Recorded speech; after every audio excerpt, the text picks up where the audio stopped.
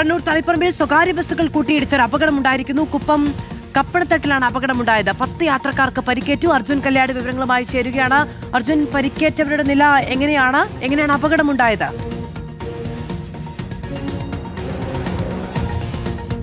മാധു, അതായത് ഇന്ന് രാവിലെ 8:30യോടുകൂടിയാണ് ഈ അപകടം നടക്കുന്നത്. തളിപ്പറമ്പിലേക്ക് വരികയായിരുന്ന പാലക്കാടൻസ് ബസ്സും പയ്യന്നൂരിലേക്ക് പോവുകയായിരുന്ന PK ബസ്സുമാണ് അപകടത്തിൽപ്പെട്ടത്.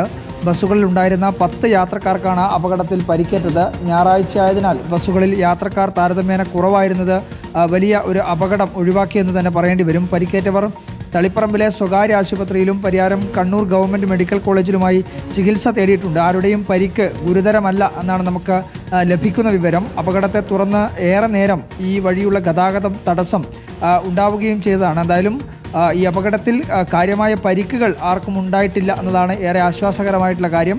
ഏറെ നേരം ഈ ഭാഗത്ത് കുപ്പം കപ്പണത്തട്ട് മേഖലയിൽ ദേശീയപാതയുടെയൊക്കെ ജോലി നടക്കുന്ന ഒരു പ്രദേശം കൂടിയാണ്. ആ ഒരു സാഹചര്യം കൂടി ഉള്ളതുകൊണ്ട് തന്നെ വലിയ രീതിയിൽ ഗതാഗത തടസ്സം അവിടെ അനുഭവപ്പെട്ടിരുന്നു. എന്തായാലും ഇപ്പോൾ അവിടെ സുഗമമായി ബസ്സുകളും മറ്റ് വാഹനങ്ങളുമൊക്കെ കടന്നു പോകുന്നുമുണ്ട്. എന്തായാലും യാത്രക്കാർക്ക് ഏറ്റിട്ടുള്ള പരിക്ക് ഗുരുതരമല്ല എന്നുള്ളതാണ് ഏറെ ആശ്വാസകരമായ കാര്യം. 10 യാത്രക്കാർക്കാണ് പരിക്കേറ്റത്.